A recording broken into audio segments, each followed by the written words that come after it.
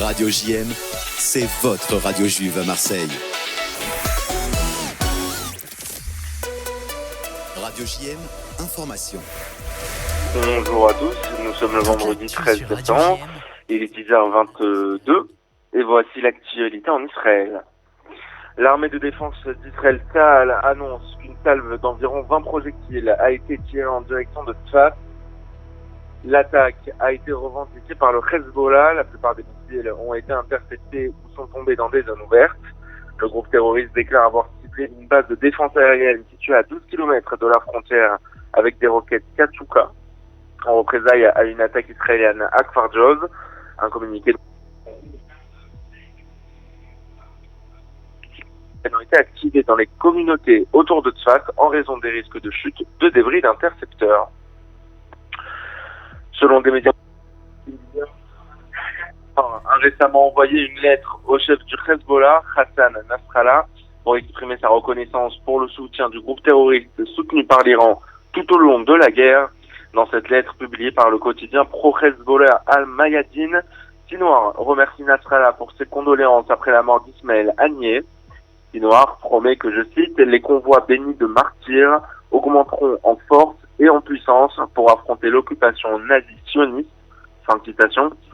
Il s'engage à poursuivre la lutte contre le projet sioniste aux côtés de l'axe de résistance dirigé par l'Iran, je cite, jusqu'à ce que l'occupation soit vaincue et balayée de notre terre et que notre État indépendant avec une pleine souveraineté soit établi avec Jérusalem comme capitale. Fin de citation. La brigade de Rafah a été vaincue, c'est ce qu'a déclaré le général de brigade Itzik Cohen, responsable de l'offensive dans la ville, aux journalistes depuis le corridor de Philadelphie. Le groupe terroriste du Hamas a vu sa brigade de Rafah décimée, avec au moins 2300 de ses combattants éliminés par Tsahal et plus de 13 km de tunnels détruits.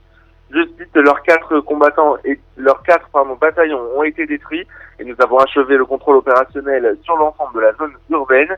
C'est ce qu'Itzik Cohen a pu déclarer. Le commandant de la 162e division affirme que ses forces ont localisé 203 tunnels distincts mais interconnectés dans le corridor de Philadelphie qui s'étendent jusqu'à la frontière égyptienne mais aussi jusqu'à 300 mètres à l'intérieur des frontières de la ville de Rafah. La plupart d'entre eux ont été détruits selon lui et il continue à dire qu'ils opèrent sur les autres sites pour les examiner et une fois l'investigation terminée, ils seront détruits. Le Parlement israélien a adopté hier en première lecture un projet de loi visant à augmenter le budget 2024 de près de 3,4 milliards de shekels. Le texte approuvé par 57 voix contre 51, malgré les avertissements du ministère des Finances et de l'opposition. Cette augmentation porte le budget total à 727,4 milliards de shekels et il vise à financer l'aide aux civils évacués et aux soldats réservistes jusqu'à la fin de l'année. La décision ne fait pas l'unanimité au sein du Parlement. Certains avancent la punition pour les classes moyennes et la dégradation de la note économique d'Israël.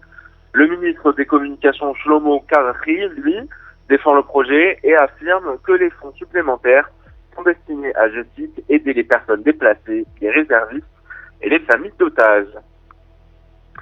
Et enfin, des parents d'otages et leurs sympathisants bloquent la route Namir à Tel Aviv à l'heure où je vous parle. Ils exigent un accord pour la libération des otages détenus par le Hamas. Les manifestants ont peint des rubans jaunes sur le long de la route et jurent ne pas abandonner les otages détenus par le Hamas. Ils scandent « Pourquoi sont-ils encore à Gaza ?» Les agents de police des frontières tentent d'évacuer les militants de la route, mais c'est encore difficile de les déloger. Je rappelle que 97 otages sont toujours captifs aux mains du groupe terroriste du Hamas, dont 33 déclarés morts par les forces israéliennes. Voilà pour l'actualité israélienne. Prochain rendez-vous avec l'information à 11h50. Bonne matinée sur les ondes de Radio JM.